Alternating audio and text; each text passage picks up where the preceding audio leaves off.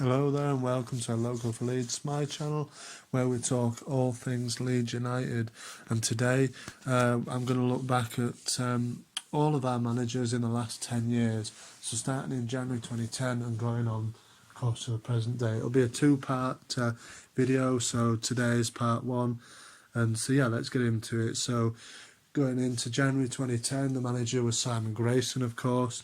In the early part of 2010, of course, we'd beat Man United in the FA Cup at Old Trafford, and in May of that year, of course, we got promoted from League One back into the Championship, and Grayson managed us from, he managed still from the 10-11 season. We finished 7th in the Championship that season, unlucky not to get the playoffs really, and then midway through the 11-12 season, he was then dismissed.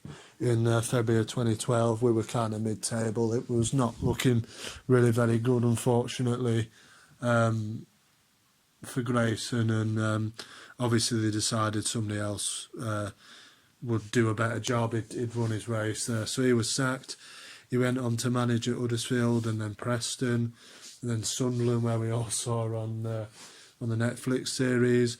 Had a short spell at Bradford, and then his last job was he went back to Blackpool, where he managed just before Leeds, but he was sacked in February of this year, and he doesn't have a club currently.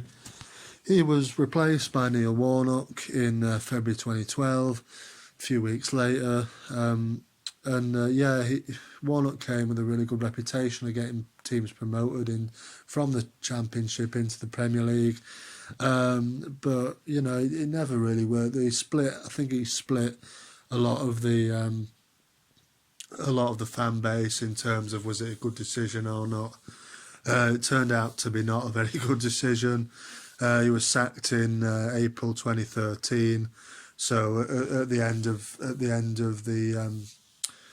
towards the end of the following season really, and he wasn't very good really, Warnock. I think the only highlights I can really remember is that 2-1 winning the FA Cup against Tottenham. Cormac and Varney scored the goals there. But remember, of course, there was that 7-3 thrashing by Forest at Ellen Road as well during his time there. So he was sacked in April 2013. He went on to manage at Crystal Palace and then at QPR. He had a spell at Rotherham, where I think he saved them from relegation. Then he went on to Cardiff, where of course he got promoted with Cardiff. Spent a season with them in the Premier League last season, and then spent a bit of the time with them this season, and then he left in November 2019. He's currently not got a club. Warnock was replaced by McDermott in April 2013. So he finished off the 12-13 season. And again, he came with good reputation, McDermott. He got Reading promoted from the Championship, so I thought it was a pretty decent appointment at the time, but he didn't really get on with Celino. Celino tried to sack him, didn't he? But before he took charge, McDermott came back in, but he was eventually sacked at the end of the 13-14 season, May 2014. He left. He went on to be a scout for Arsenal, where he used to play for Arsenal, didn't he? Then he went back to Reading to be their manager. But he didn't last long, about 6 months, and he was sacked in May 2016. And McDermott was replaced. It was Celino's first summer in charge. This was a ridiculous appointment. We all remember it, don't we, Leeds fans, for the wrong reasons. The next appointment was David Hockaday. He was appointed in May 2014. But he was sacked in August 2014. He only took charge of 6 games, Hockaday, and I don't know what Celino was thinking. It was a really strange appointment. But yeah, he did win a game of his 6 games, where we beat Middlesbrough at Ellen Road. Billy Sharp scored scored the only goal in the last minute. We won 1-0, but that was his only win. He only played 6 games and he was dismissed. Basically dismissed after the first month of the 14-15 season. He went on to manage in non-league with Swindon Supermare. He had a short spell at Coventry as a caretaker manager, and he managed at Kidderminster Harriers as well. And he's now head of male football at South Gloucestershire and Stroud College. So, yeah, it just shows you. I mean, what was he thinking, Celino there? He was replaced by Leeds' first foreign manager, Slovenian Darko Milanic, came in September 2014, but he only lasted a month as well. He got the same amount of games as Hockaday actually. He played 6 games as well, but he was actually even worse. He didn't win any of them. We drew 3 and we lost 3 over 6 games in charge. He was sacked a month later in October 2014.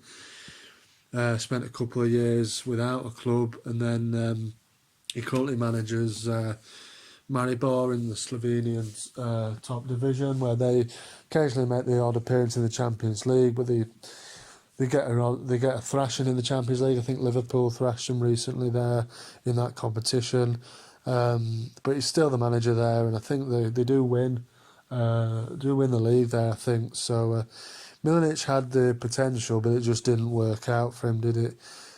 He was replaced then to finish off the 14-15 season in the end with Neil Redfern.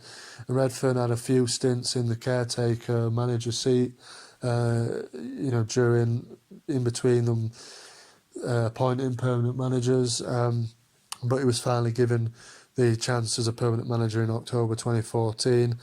It did better than, well, he couldn't do any worse than the other 2 in that season, but he did all right.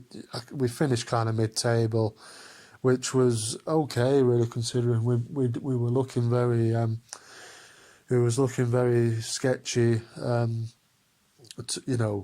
in the season whether we would actually go down and get relegated. But he saved them from that.